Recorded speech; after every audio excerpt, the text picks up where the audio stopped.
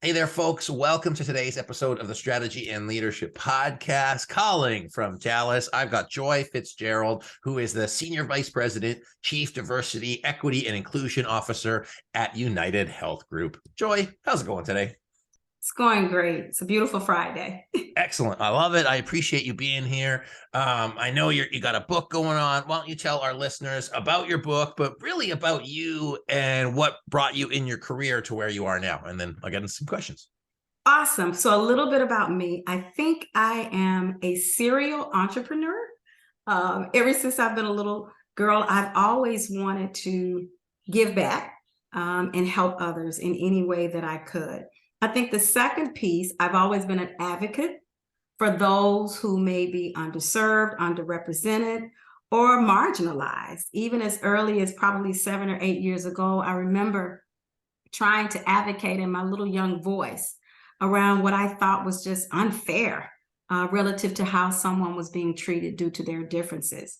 I've spent majority of my career in the human capital space, leading leadership development, and a number of years leading diversity, equity, and inclusion.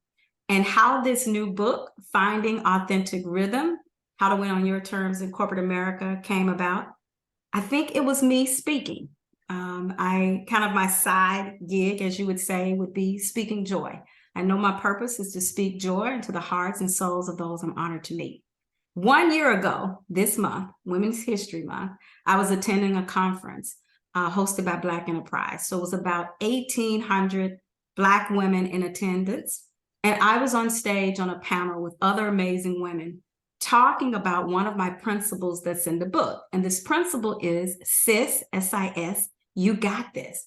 And at the end of the presentation, a young lady raised her hand and said, how can I learn more about the principle you talked about? And let me be clear. I had never said these words before in my life. I had never thought this, but organically, this is how I answered the question. I said, you can learn more about my SIS, you got this principle in my new upcoming book coming in the next year called Finding Authentic Rhythm. Women were like, and immediately I thought, oh crap, what did I just do? What did I sign myself up for? Where did this title come from? And my daughter happened to be in the audience. And afterwards, she whispered in my ear and said, Mom, I know you didn't mean to say this, but your soul spoke what the universe needed to hear. And by the way, that title is fire. Get to writing. So on March 1st this year, in honor of Women's History Month, I was able to not only write the book, but to get it published and get it out. So that's the journey of how this book became about. That's awesome. I love that. And it's going to be a very weird metaphor, but if you've ever seen Old School and Will Ferrell just says something completely articulate, but effectively blacks out and said, this was the most amazing thing, most intelligent thing you've ever said. And I don't remember what it was, but I'm glad you remember the title because the title is fire. The book is fire. And one of the things that I saw and that I read in the essence, because, people submit and they say, hey, I want to be on the podcast. This is like, it's just like the journey to support people. And when you think of inclusion, to me, it's thinking about the other people and what they're going through, not what you're going through. You're already at I say top of the ladder. You get what I mean? It's like, hey, how can I understand what these people are doing?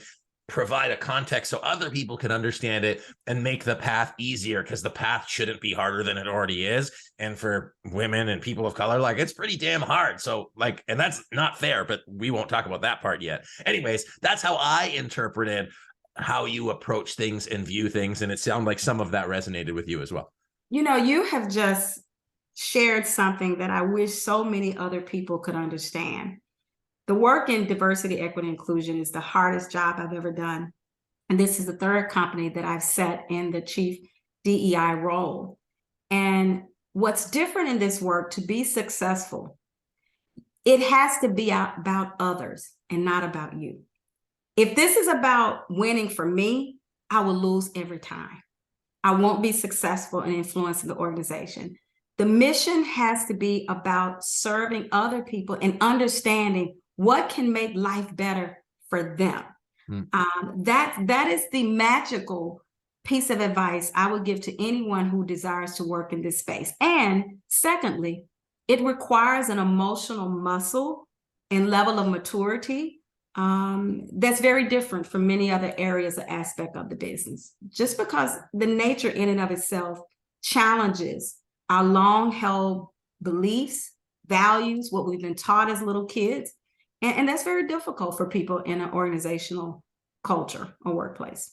Yeah, absolutely. And the organizations that you have come from, the three, I did a quick napkin math, like represent 250,000 employees, like total, like it's not insignificant. And I think that might be even undershooting as I read it there.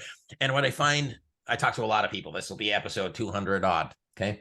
And the concept of leadership, and people approach leadership like, I am going to lead, I am going to take people, I'm going to help them where they want to go.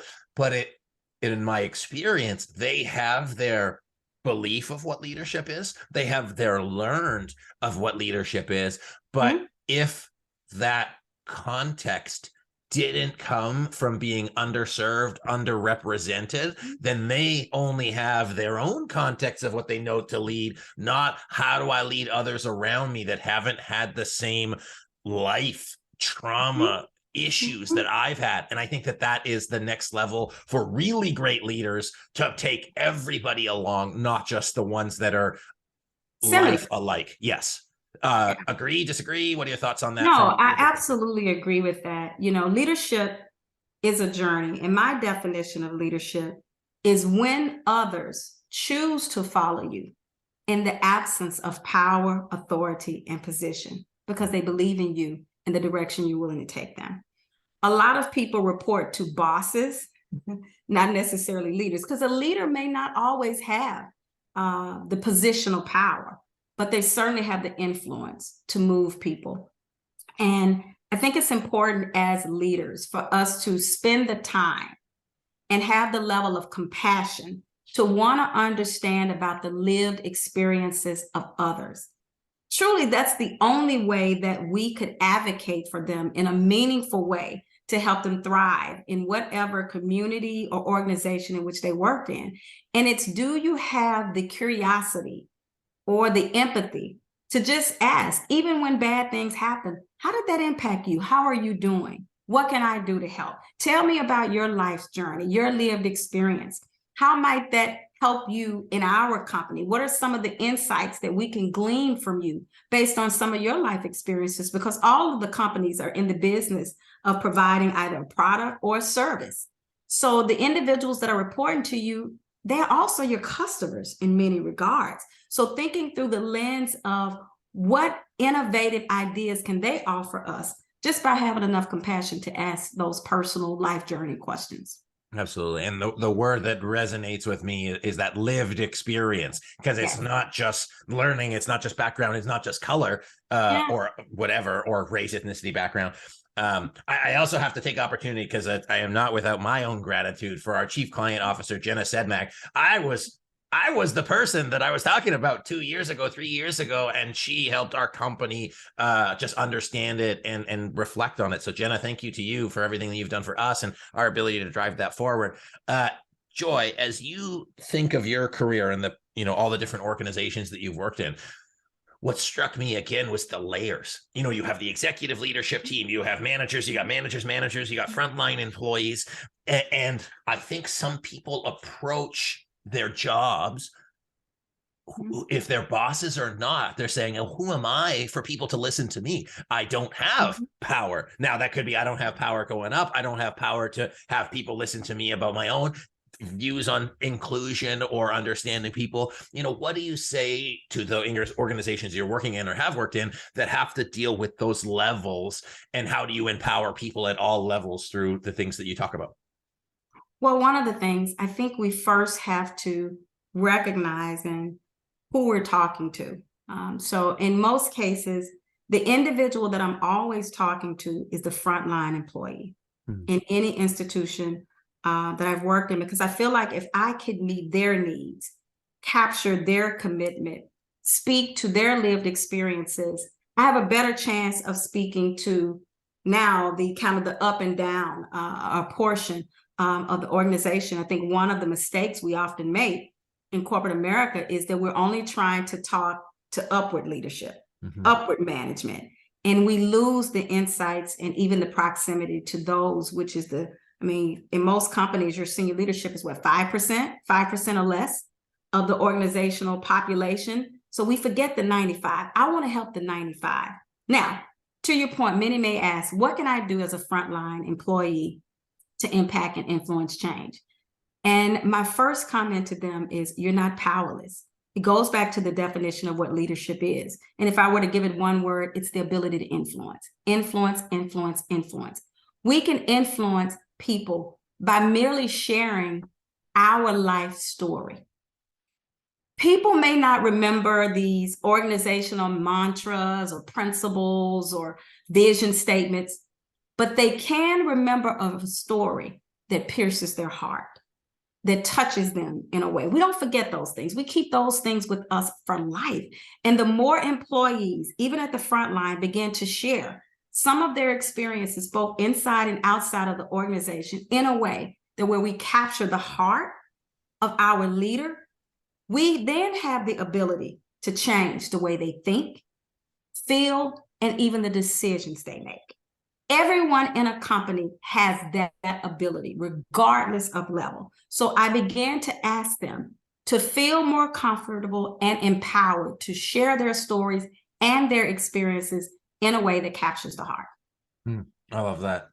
Can you think, is there one of those examples? Because I always ask people, like, one of those like lesson learned or aha moments. Can you think of one of those moments where either you were in a workshop or you're just having a conversation with somebody where somebody did something that just like palpably moved you, that inspired you, and you say, whoa, like that was powerful? Can you think of something that either you did or yes. somebody? Okay. There are so many of those stories, but I will share one. I remember I was leading diversity, equity, and inclusion. I was in a role. And at that time, I was really focusing on equal treatment. So there's a difference between equality and equity. So, equal means that if I give you $1, I give the other person $1. That's equality. And relative to our employee resource groups, we had women, Blacks, Latinos, Asians, LGBTQ persons with disability. And one of the things that our LGBTQ community asked for at the time, they wanted to have physical things like flags and other artifacts to put on their laptops. They wanted to have them up in the buildings, just various, throughout the building. And when they came to me for the decision to have these things created, in my mind, I began to think about, well, if we do this for you, then I'm going to have to do this for every last community. Then how can we maintain all of these different assets and artifacts in the company? It will be disruptive. And I didn't really understand the value of what that meant from their lived experience. So one individual met with me and shared a story of how they were so afraid to come out at work.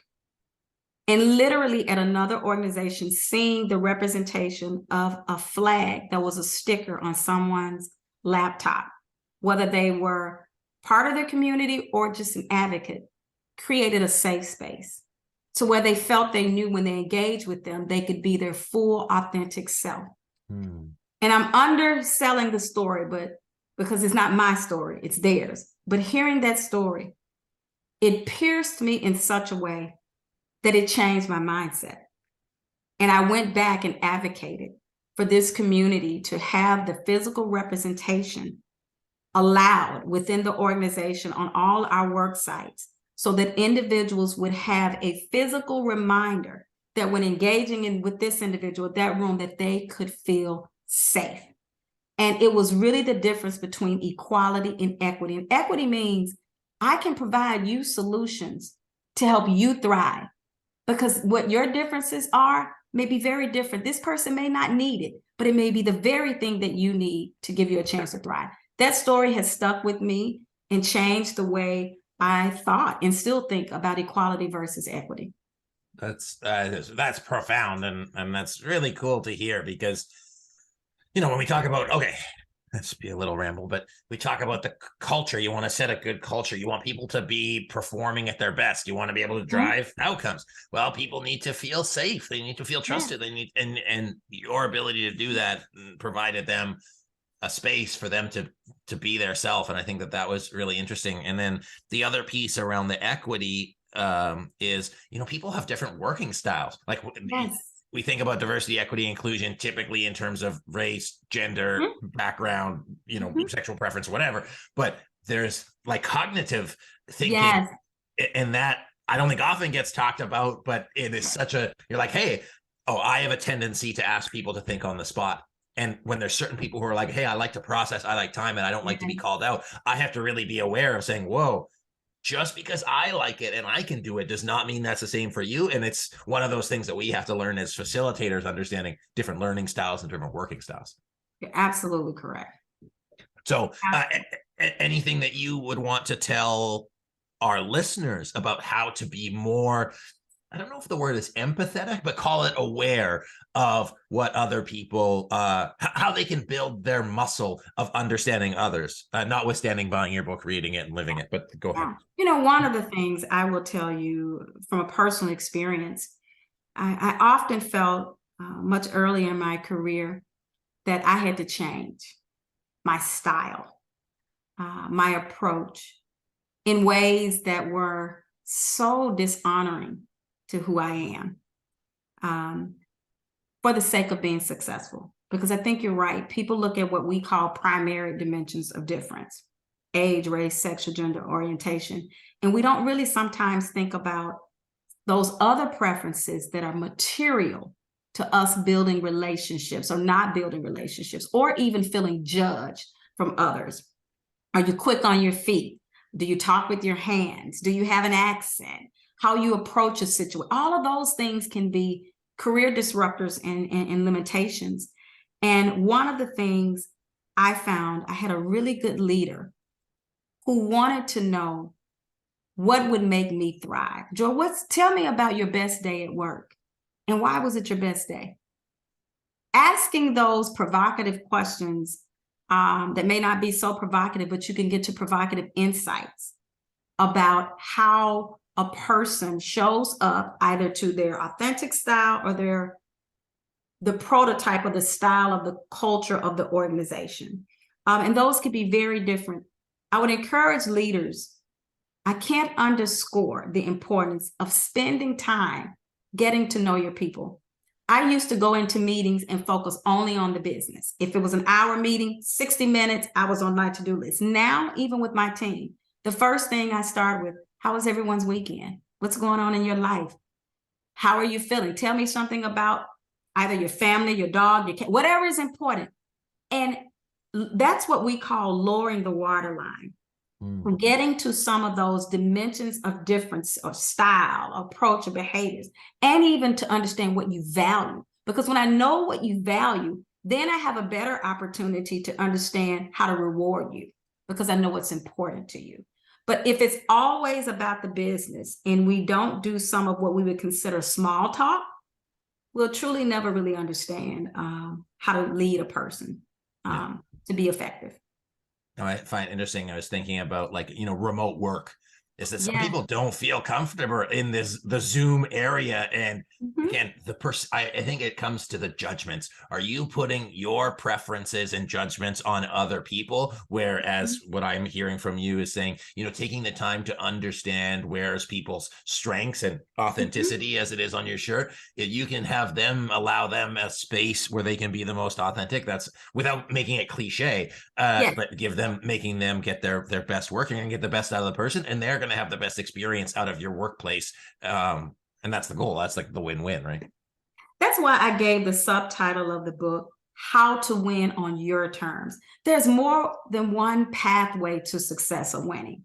And, it's narrow-minded leaders think of success through a very myopic lens in view, which means it's only my way. There's only one way to present this, only one way to do this. And quite frankly, that's when we lose the authentic nature of individuals. I remember once I was presenting to a senior level team, and I was meeting with my leader at the time.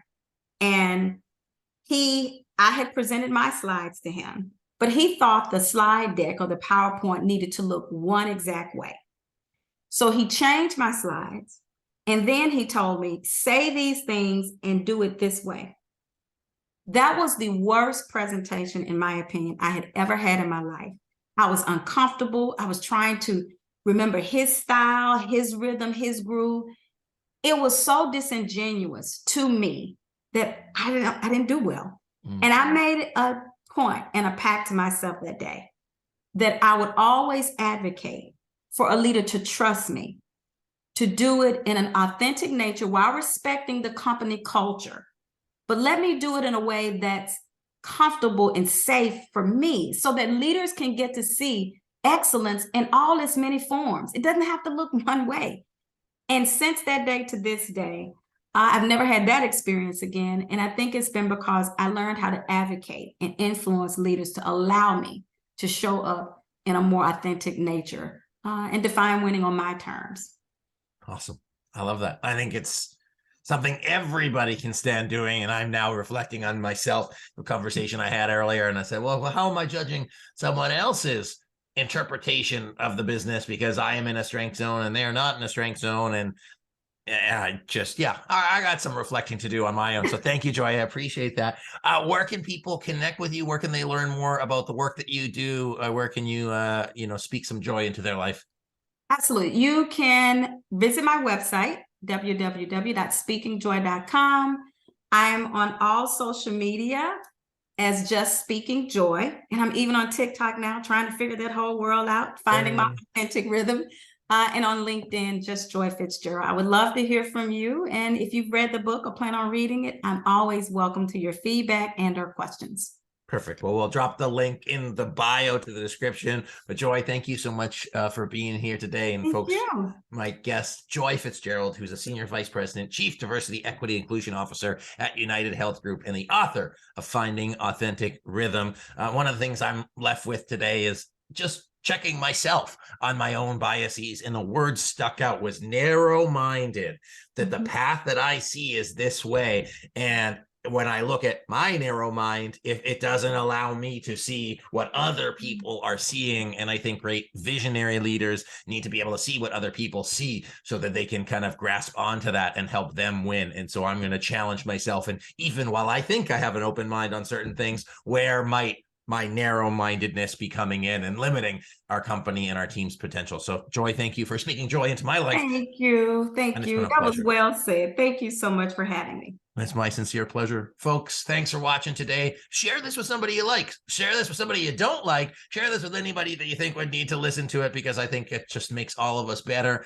I appreciate you watching, appreciate you subscribing. And my name is Anthony Taylor. This has been the Strategy and Leadership Podcast. Thank you again, Joy, and we'll see you next time.